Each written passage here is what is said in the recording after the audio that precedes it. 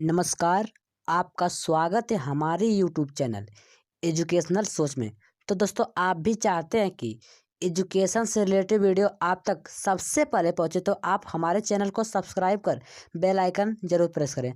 तो दोस्तों, आज का हमारा टॉपिक है क्लास 10 भौतिक विज्ञान 5वां चैप्टर, मानव नेत्र तथा रंग बिरंगा संसार। मानव नेत्र के प्रकार। तो आइए हम जानते हैं फर्स्ट टॉपिक, मानव नेत्र। मानव नेत्र, जिसे इंग्लिश में ह्यूमन आई कहते हैं। मानव नेत्र प्रकृति की एक अत्यंत मूल्यवान देन है, जो हमें इस अद्भुत संसार तथा हमारे चारों ओर के रंगों को देखने योग्य बनाती है। मानव नेत्र की सहायता से मनुष्य पास व दूर की वस्तुओं को आसानी से देख सकता है। यह एक प्रकाश संवेदी अंग है। अब हम बात करेंगे मानव नेत्र की संरचना में मानव नेत्र के प्रकार। तो आइए जानते हैं मानव नेत्र के प्रकार में। फर्स्ट टॉपिक है हमारा दृढ़ पटल। मानव नेत्र एक खोखले गोले की भांति होता है, जिसका व्यास लगभग 25 मिमी होता है तथा जो बाहर से एक दृढ़ व अपारदर्शी श्वेत परत से ढका होता है। यह अपारदर्शी परत दृढ़ पटल कहलाती है, जो नेत्र के भीतरी भागों को सुरक्षा करती है।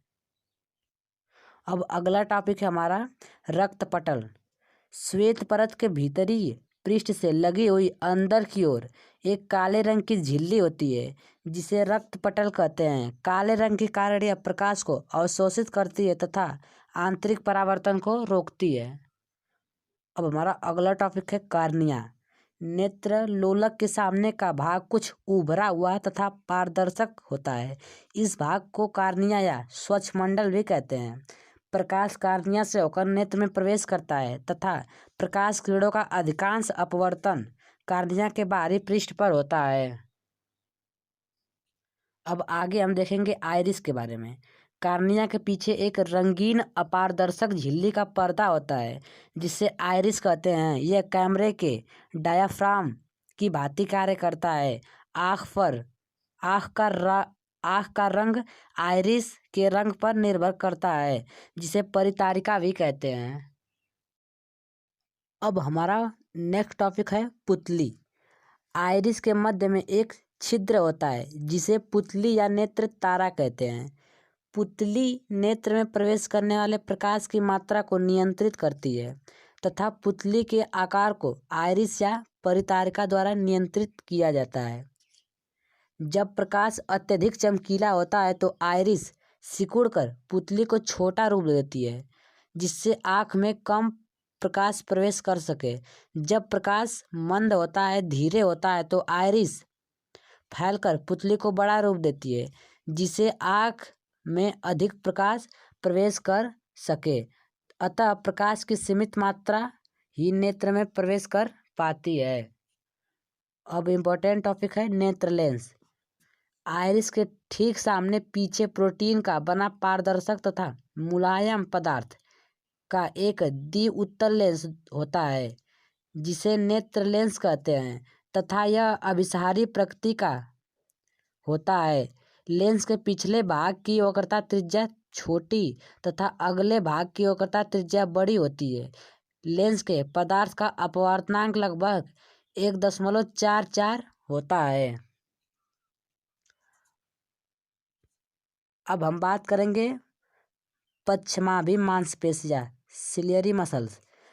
नेत्र लेंस मांसपेशियों की सहायता से अपने स्थान पर ही टिका रहता है, जिन्हें पश्चमाभि मांसपेशियाँ कहते हैं।